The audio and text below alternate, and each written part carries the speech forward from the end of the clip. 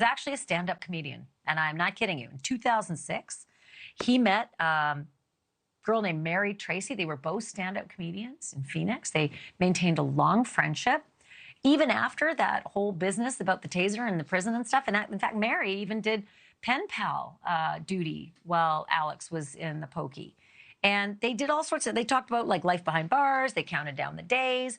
They actually worked on material, like comedic material via letters. But he certainly wasn't remorseful about what he did to Joe Ryan. In fact, in two of these letters that we have, he wrote, he asked Mary for a favor.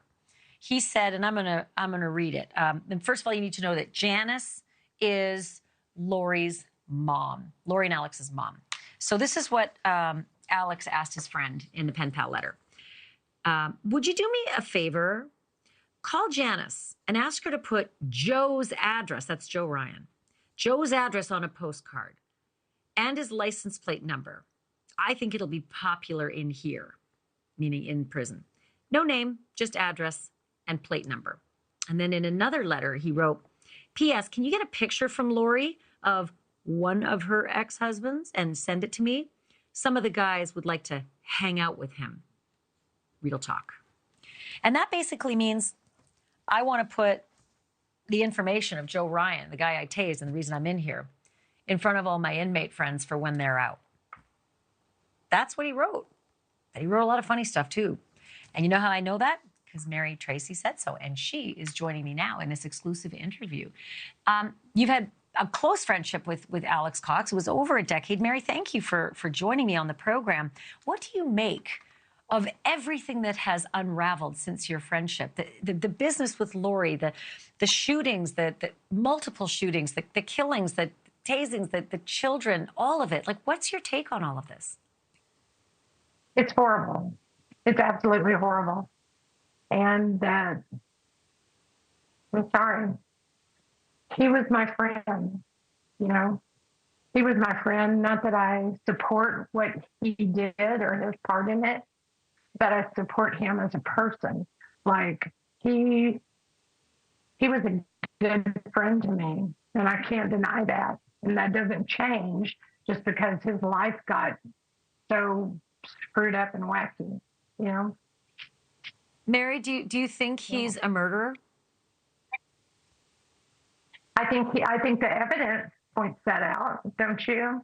I mean, I'm not the one deciding, but I do think the evidence definitely would lean in that direction. But the person that you knew, the person that you really liked, the person who did comedy routines with you, do you think he's capable of murdering two children, his niece and nephew? Again, Ashleigh, when we were friends, I wouldn't have thought that. I would have never remotely dreamed it because I'd seen him around kids. I'd seen him around Summer's kids, and he was like the uncle, the cool uncle. And he loved his nieces and nephews, and I can't fathom that he would have ever done anything to hurt them. In fact, the assault on Joe Ryan was the result of Alex truly believing. You've got to understand, this guy truly believed that Joe was hurting Tylee. And in that belief, he acted out. And he had no remorse for it. He really felt like that was what he was supposed to do, to protect that little girl. You remember, she's just a little girl at that time, like, I don't know, maybe 4 or 5 years old, little girl. And Alex, for whatever reason, and I'm sure that it was Lori behind egging him on and feeding him this information, which, according to social workers and other sources, was not even true. It was like she was manufacturing that information. But Alex believed it, and he acted on those beliefs. Can I ask you something? Because we've heard a lot about Alex's relationship with Lori, that he was so sycophantic that anything she did, he would do it instantly. He was her protector. He believed that was his role on this planet. And then we heard from Alex's ex-wife, Debbie, on a phone call to the police saying that she thought there was some sexual behavior between the two of them, that she witnessed some very uncomfortable physicality between them. Do you know anything about that?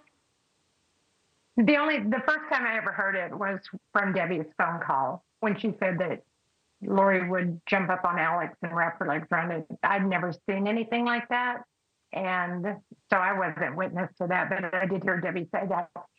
And I don't have any reason to doubt what she said, but it wasn't my experience that he had that kind of relationship with her. Are you following this case closely? I mean, it is hard to stomach some of the things in court, knowing that you're close to this family. Are you following it? So I started to when everything first came out, and I learned about Alex being dead on Facebook, and then it was like, oh my gosh. And so I started following it, and I was really consumed with it. But the past year or two, I've had to really take a step back. I mean, there's so much redundant.